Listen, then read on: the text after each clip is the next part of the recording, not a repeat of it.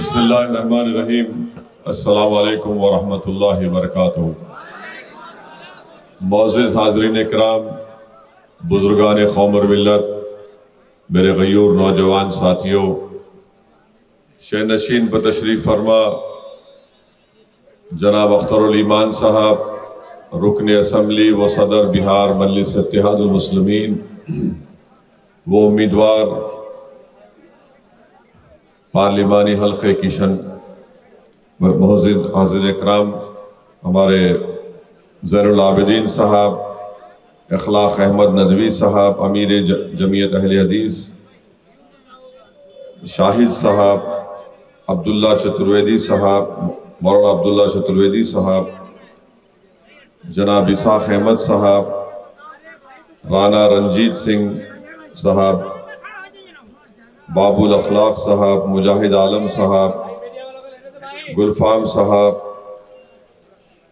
शब्बीर साहब, मौलाना आफ्ताब साहब, अमानुल्लाह साहब, मौलाना हसीब साहब दबलू साहब, जनरल सेक्रेटरी मजलिस इत्तेहादुल मुस्लिमीन बिहार मोहतरम जनाब आफ्ताब साहब, यूथ क़ायद आदिल हसन साहब, हैदराबाद के रुकन असम्बली व ऑब्ज़र्वर बिहार माजिद हुसैन साहब, हैदराबाद से तशरीफ़ लाए रुकन बल्दिया जनाब मुज़फ़्फ़र साहब, और मजलिस इत्तेहादुल मुस्लिमीन के सीनियर मेंबर जनाब मंसूर खां साहब। अज़ीज़ दोस्तों और बुज़ुर्गों, कल इंतखाबी मुहिम का इख्तिताम होगा। मैं सिर्फ आपसे ये गुजारिश करने के लिए आया हूँ कि आप अपने एक वोट का सही इस्तेमाल करिए और किशनगंज से आपको एक तारीख रकम करना है। 5 साल पहले आपने कांग्रेस पार्टी के उम्मीदवार को मौका दिया, उनकी नाकारकर्दगी आप तमाम के सामने है। पार्लियामेंट में 2 बार पिछले 5 साल में ट्रिपल तलाक का बिल पेश किया गया। आप देख लीजिए, मौजूदा किशनगंज के रुकने पार्लियामान ने ट्रिपल तलाक के उस गलत कानून के खिलाफ उन्होंने क्या कहा या नहीं कहा। CAA का कानून पार्लियामेंट में पेश हुआ। आप देख लीजिए कि कांग्रेस के रुकने पार्लियामान ने क्या कहा या नहीं कहा। दहशतगर्दी का एक गंदा कानून है जिसका नाम UAPA है, उस कानून को और मजीद गंदा अमित शाह ने किया, उस कानून को पार्लियामेंट में पेश किया गया। यही कांग्रेस पार्टी ने उस दहशतगर्दी के कानून की तायीद की। मेरे अजीज दोस्तों और बुजुर्गों, गयूर नौजवान साथियों, जब CAA का बिल पेश हुआ, सारी दुनिया ने देखा कि मजलिस इत्तेहादुल मुस्लिमीन ने मोदी के इस काले कानून की कॉपी को फाड़ कर रख दिया और कहा कि यह कानून इस्तेमाल होगा तो सिर्फ मुसलमान, दलित, आदिवासियों पर, और हमको हमारे ही मुल्क में बेघर करने की कोशिश की जाएगी। मेरे अजीज दोस्तों और बुजुर्गों, इस साल फरवरी में पार्लियामेंट का आखिरी इजलास हुआ। उस आखिरी इजलास में नरेंद्र मोदी की हुकूमत ने एक बहस लगा दी कि 22 जनवरी भारत की तारीख का एक तारीखी दिन था। उसमें मजलिस इत्तेहादुल मुस्लिमीन ने बहस में हिस्सा लिया। कांग्रेस पार्टी की तरफ से उनके आसाम के एक MP ने हिस्सा लिया। आप उस MP की तकरीर उठाकर देख लीजिए। और जब मौका मिला, बारी आई मजलिस इत्तेहादुल मुस्लिमीन की, तो हमने खुलकर इस बात को कहा कि 22 जनवरी तारीखी दिन नहीं था। 22 जनवरी इसलिए हुआ क्योंकि GB पंत जब कांग्रेस के चीफ मिनिस्टर थे आज़ादी के बाद, उत्तर प्रदेश में उन्होंने बाबरी मस्जिद को बचाने की कोशिश नहीं की। फिर हमने याद दिलाया कि 22 जनवरी इसलिए मुमकिन हुआ क्योंकि कांग्रेस के वजीर आजम थे, उन्होंने बाबरी मस्जिद के ताले खुलवा दिए। 6 दिसंबर को BJP, RSS, विश्व हिंदू परिषद, बजरंग दल ने सुप्रीम कोर्ट को वादा करने के बावजूद भी बाबरी मस्जिद को शहीद कर दिया, इसलिए 22 जनवरी हुआ। हमने उठकर पार्लियामेंट में कहा कि बाबरी मस्जिद का मसला एक इंसाफ का मसला है। और इंसाफ के मसले के ताल्लुक से हमको खुलकर कहना चाहिए। और पार्लियामेंट में तकरीर हुई और हमने तमाम ऐवान के सामने कहा कि बाबरी मस्जिद जिंदाबाद, बाबरी मस्जिद जिंदाबाद। आप बताइए क्या ये काम आपके जावेद MP साहब कर सकते थे? वो तो 2 जुमले मिलाकर पार्लियामेंट में बोल नहीं सकते हैं। मैं उनसे पूछ रहा हूं कांग्रेस पार्टी से कि 5 साल में उनकी हमको 5 ऐसे काम दिखा दीजिए जो उन्होंने किशनगंज के इस पार्लियामेंट के कॉन्स्टिट्यूंसी में करवाए। जावेद साहब कहते हैं कि वो 5 साल में 1.5 लाख किलोमीटर पैदल चले हैं। जावेद साहब, आप झूठ इतना क्यों बोलते हैं? वरना आपका भी नाम नरेंद्र मोदी के साथ झूठों में शुमार किया जाएगा। अगर 1.5 लाख किलोमीटर चले तो रोज उनको 100 किलोमीटर चलना चाहिए था। जब यही किशनगंज में कोविड से लोग परेशान थे, बताओ जावेद साहब आपने क्या किया? हमने हैदराबाद से यहाँ पर किशनगंज के अस्पताल के लिए 2 वेंटिलेटर भिजाए, 3 या 4 ऑक्सीजन कॉन्सेंट्रेटर हमने भिजाए। जो लोग हैदराबाद या कहीं पर फंसे हुए थे मुंबई में, मजलिस इत्तेहादुल मुस्लिमीन ने किशनगंज के उन तमाम हमारे भाइयों को वापिस मुंबई से और हैदराबाद से किशनगंज को भिजाया। आप कहां पर थे जब कोविड में लोग तड़प रहे थे? आपका फोन बंद रहता था। कोविड कैसे बुरे वक्त में अगर कोई गरीबों के दरमियान में था तो अख्तरुल ईमान और मजलिस इत्तेहादुल मुस्लिमीन के जिम्मेदारान थे। मेरे अजीज दोस्तों और बुजुर्गों, वहीं पर आप देखते हैं कि कांग्रेस पार्टी हम पर इल्जाम लगाती है कि मजलिस फिरका परस्ती करती है। मैं पूछना चाहता हूं कांग्रेस पार्टी से कि ये आकाश कुमार सिंह जो बिहार कांग्रेस ने उसको अपना टिकट दिया है, क्या उसने CAA कानून की तायीद नहीं की थी?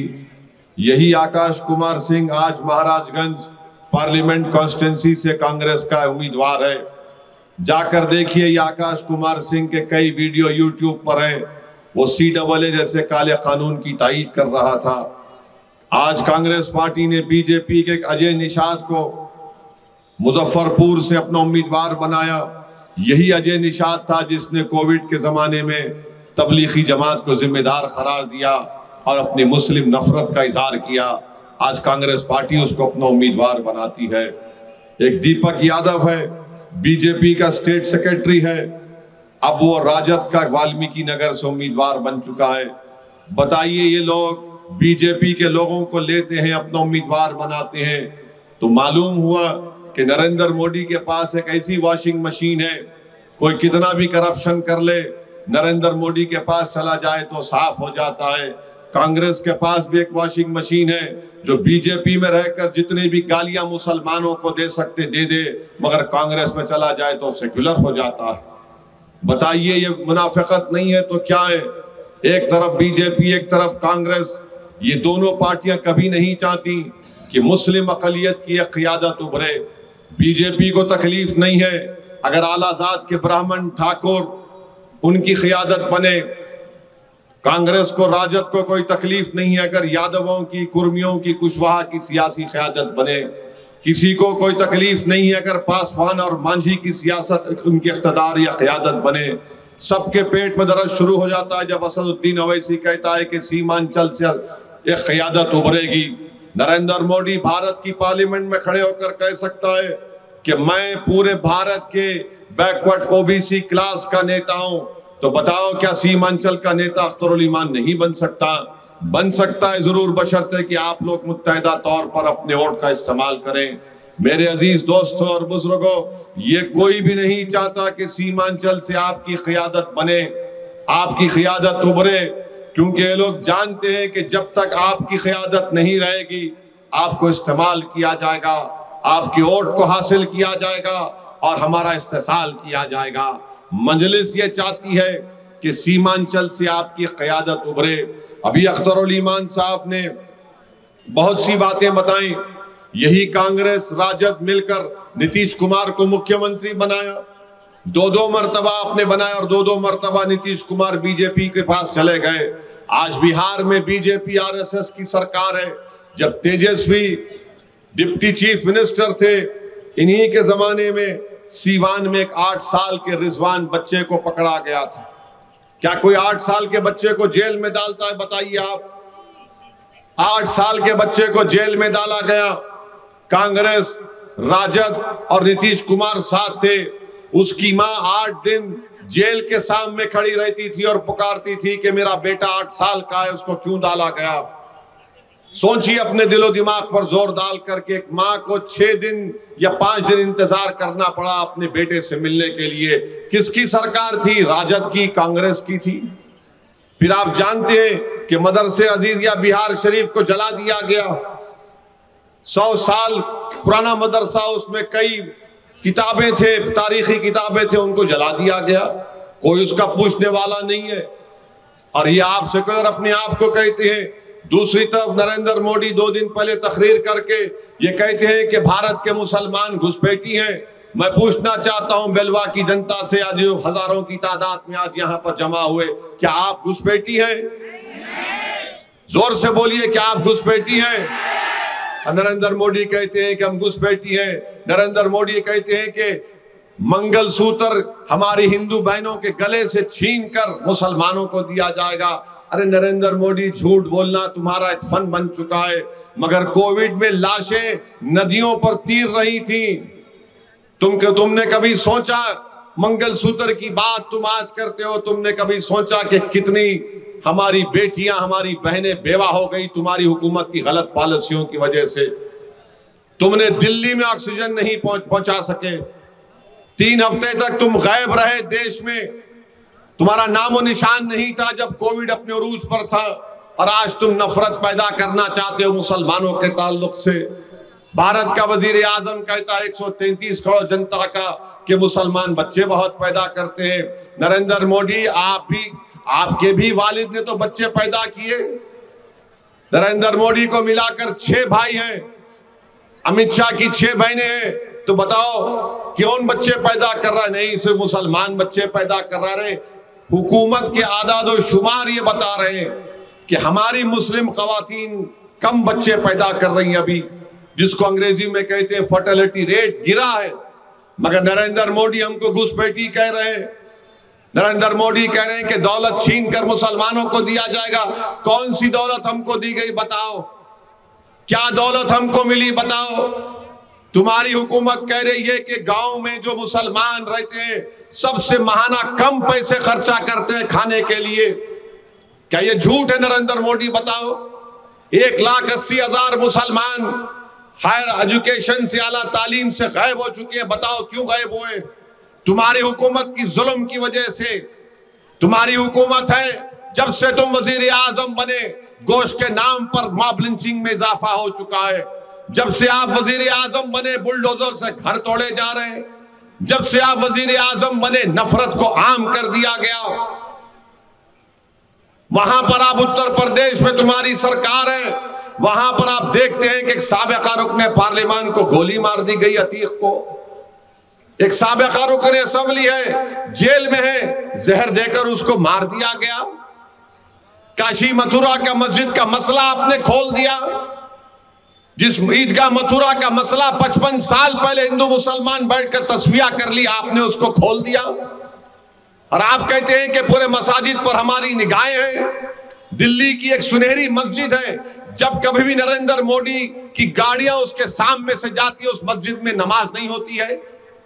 और आप हम पे कहते हैं कि मुसलमान घुसपैठी है, मुसलमानों को दौलत मिल रही। कौन सी दौलत हमको मिली बताओ? नरेंद्र मोदी जब से वजीर आजम बने, भारत के 1% लोगों के पास भारत की 40% दौलत आ चुकी है। 1% लोगों के पास 40% दौलत आ चुकी है। नरेंद्र मोदी गारंटी की बात करते हैं।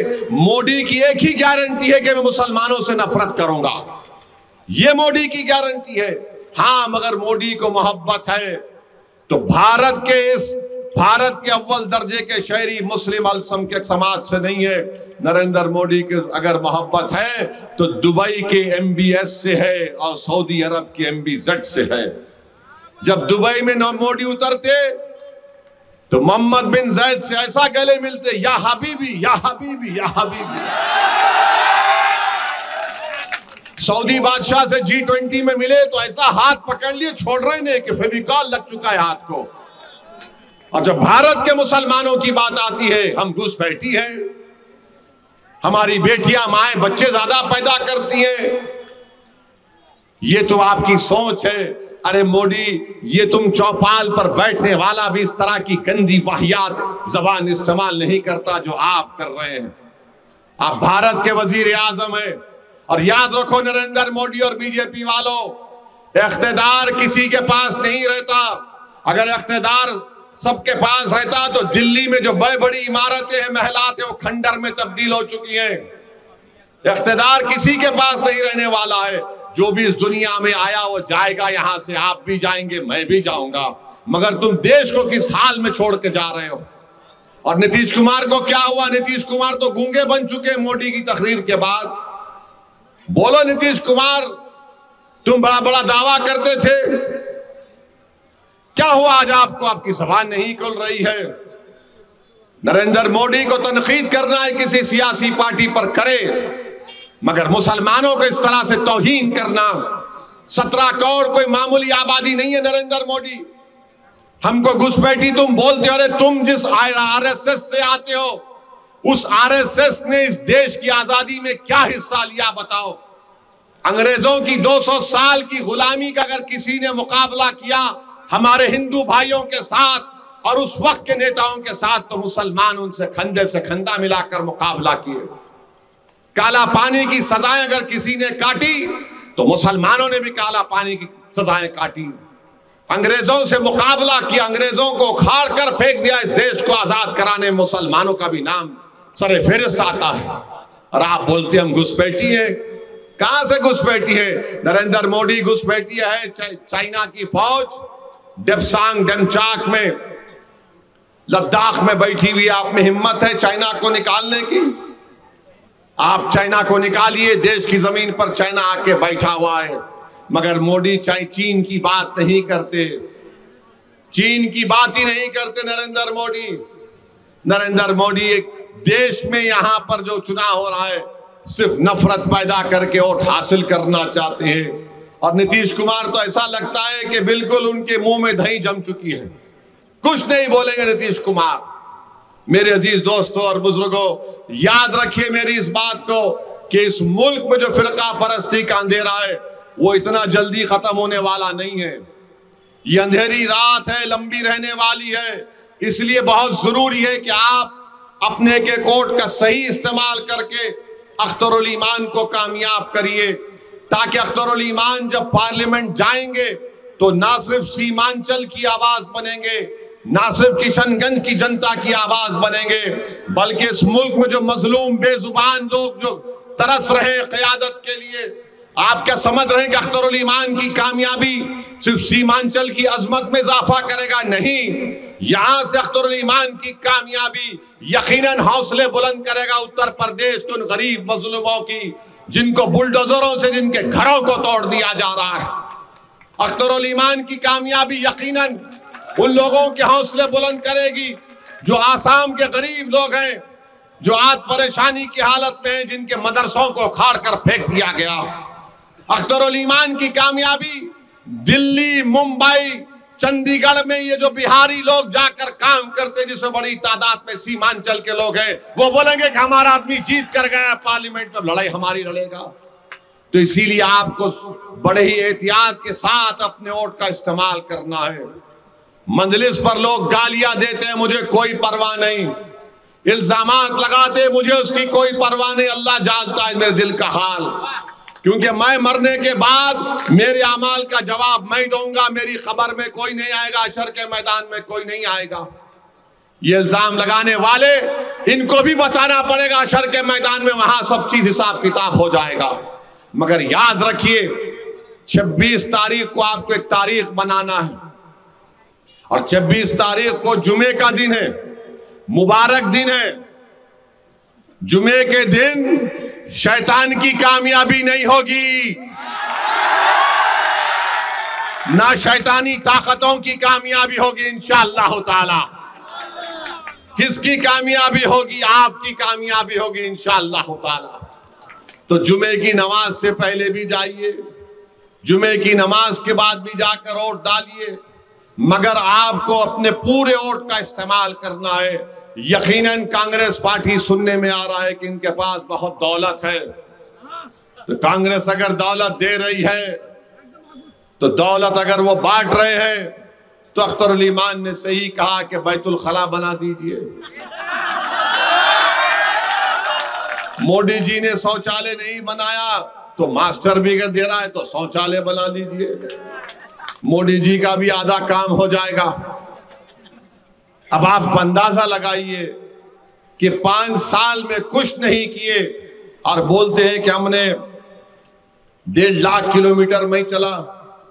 हम डॉक्टर जावेद से पूछना चाह रहे हैं, उनको आपको बताना चाह रहे, आज से 1 साल पहले मैं और अख्तरुल ईमान साहब हमारे मजलिस के जिम्मेदारान करकरी बरबरी में वहां पर हम गए। वहां के जिम्मेदारों ने कहा कि पुल नहीं है, ब्रिज नहीं है, हमको 20 किलोमीटर का फासला तय करके जाना पड़ता है।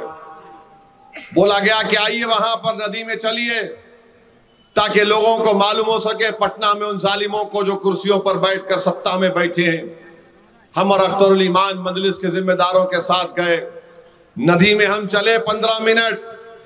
तो उसके चंद दिन के बाद अख्तरुल ईमान ने फोन करके मुझे बताया कि सर हमारे चलने का असर यह हुआ कि तेजस्वी ने असेंबली में ऐलान कर दिया कि वो ब्रिज वहां पर बनेगा। डॉक्टर जावेद आप गरीबी को नहीं देखे, आप पानी में कहां चलना, आप तो पानी जब बरसता है तो भीगने के लिए आप तैयार नहीं है। हमारे चलने में और तुम्हारे चलने में फर्क यह है कि हम 15 मिनट चले तो नीतीश कुमार और तेजस्वी को डर पैदा हो गया कि अगर ये और चलेंगे तो सत्ता निकल जाएगी सीमांचल से। ब्रिज दे दिए। अगर आप अख्तरुल ईमान साहब को अपना एमपी बनाएंगे तो मैं आपको जिम्मेदारी के साथ कह रहा हूं अख्तरुल ईमान पूरा सीमांचल चलेगा इंशाअल्लाह ताला। और जब अख्तरुल ईमान सीमांचल चलेगा तो हम भी अख्तरुल ईमान के साथ सीमांचल में चलेंगे, चक्का जाम कर देंगे। सुन लो बीजेपी राजद वालों, अब सीमांचल से नाइंसाफी बर्दाश्त नहीं होगी। ये काम आपको करना है। हमारे ये मुजाहिद साहब हैं, इनका नाम क्या है? मास्टर मुजाहिद। मास्टर का मास्टर कौन है? नरेंद्र मोदी। मास्टर का मास्टर नरेंद्र मोदी है। अगर कल पार्लियामेंट में यूनिफॉर्म सिविल कोड का, यकसा सिविल कोड का बिल लाया जाएगा, उत्तराखंड में बीजेपी ने यकसा सिविल कोड का बिल लाकर यह कह दिया कि मुसलमान निकाह से शादी नहीं करेगा, स्पेशल मैरिज एक्ट के तहत करेगा। दुल्हन को महर नहीं मिलेगा, स्पेशल मैरिज एक्ट के तहत होगा। तो बोलो मास्टर तुम क्या करोगे जब मास्टर की जबान नहीं खोल सकती? क्योंकि मास्टर की जबान पर नरेंद्र मोदी की गारंटी का स्टैंप है। मास्टर की जबान पर मोदी की गारंटी का स्टैंप है। और जावेद साहब की तो जबान ही नहीं है। अख्तरुल ईमान ईमानदार है और अख्तरुल ईमान को कोई नहीं खरीद सका। जो बिकने वाले थे वो बिक कर चले गए, अख्तरुल ईमान नहीं बिका। अख्तरुल ईमान की जबान की कीमत है और अख्तरुल ईमान अपनी जबान को नकारा खल्क बनाकर पार्लियामेंट की दरो दीवार को हिला के रख देगा आपके इंसाफ के लिए। तो मेरे अजीज दोस्तों और बुजुर्गों, मेरी आपसे फिर से गुजारिश है कि 26 तारीख के दिन सुबह के अवलीन वक्तों में अपने घर से निकलिए और देखिए कितना बड़ा जुल्म यहां पर किया गया। कि अभी हमारे को अख्तर भाई ने बताया कि कितनी जायदादें शेरशाहबादी लोगों की, सुरजापुरी भाइयों की, और फिर आप देखते हैं कि कुलैया बरादरी के अनेक, बताइए आप आबादी में जितना हिस्सा है शेरशाहवादियों का, उनको आप देते हैं कितने? 5,000 नौकरी, 5,500 नौकरी, 21,000 मिलना, 5,500 नौकरी उनको मिलती है। क्या मैंने सत्ता कांग्रेस के पास, बीजेपी के पास, राजद के पास, लालू मुख्यमंत्री, उनकी वाइफ मुख्यमंत्री, उनका बेटा deputy chief minister Nitish Kumar 15-16 साल से मुख्यमंत्री, और गाली पूरे मिलके देते मजलिस इत्तेहादुल मुस्लिमीन को। अरे सत्ता में तुम थे, तुमने इंसाफ क्यों नहीं किया बताओ? तुमने कितनी नौकरियां दी, सेंसस के नाम पर तुम खुद बेनिकाब हो चुके हो। मेरे अजीज दोस्तों और बुजुर्गों, हम आपसे अपील कर रहे हैं, याद रखिए भारत की राजनीति की एक तल्ख हकीकत है, जिसके पास सियासी कायद होगा उसी की आवाज सुनी जाएगी। जिसके पास सियासी कायद नहीं, जिस कौम के पास सियासी लीडर नहीं, उसको कोई नहीं पूछता। हाँ, चमचागिरी कर सकते हैं आप नीतीश के पैरों के पास बैठकर, गुलामी कर सकते हैं आप जाकर राजद के नेताओं के पास, मगर कायद बनना है आपको, लीडर बनना है। वो काम मजलिस इत्तेहादुल मुस्लिमीन आपसे अपील कर रही है कि आप आगे बढ़िए। बिहार में, सीमांचल में, किशनगंज में अपनी एक सियासी क़यादत को बनाइए, ताकि आपकी आवाज, आपके मसाइल हल हो सके। यही चंद गुजारिशात हमको आप तक कहना था। मैं उम्मीद करता हूं कि इंशाअल्लाह ताला 26 तारीख के दिन आप तमाम मुत्तहिदा अख्तरुल ईमान के हक में अपना वोट देंगे। मैं पिछले तीन दिन से हम किशनगंज के मुख्तलिफ विधानसभा में जा रहे हैं। मैं जिम्मेदारी के साथ कह रहा हूं कि अख्तरुल ईमान और मजलिस के लिए एक हवा है, तूफान है, और इस हवा तूफान को ना तेजस्वी रोक पाएंगे, ना कांग्रेस वाले रोक पाएंगे, ना कोई रोक पाएगा। इस हवा को आपको और आगे लेके जाना है। इतनी हवा उठेगी कि सब बह जाएंगे मुखालिफिन और कोई नहीं रहेगा। अब आप ये बता रहे हैं सेल फोन, तो मेरी आपसे गुजारिश है कि अपने अपने सेल फोन की एक मर्तबा लाइट खोलकर अपने इत्तेहाद का सबूत दीजिए। अपना अपना सेल फोन खोलिए, उसका लाइट खोलिए, ताकि मोदी को मालूम हो जाए कि हम रोशनी करने वाले हैं, घुसपैठी हम नहीं है। जावेद को मालूम हो जाए कि तुम्हारी दिमाग की लाइट भी बत्ती खुल जाए। तो मेरे अजीज दोस्तों, 26 तारीख को पतंग छाप को वोट देंगे, अख्तरुल ईमान को अपना नया एमपी बनाएंगे।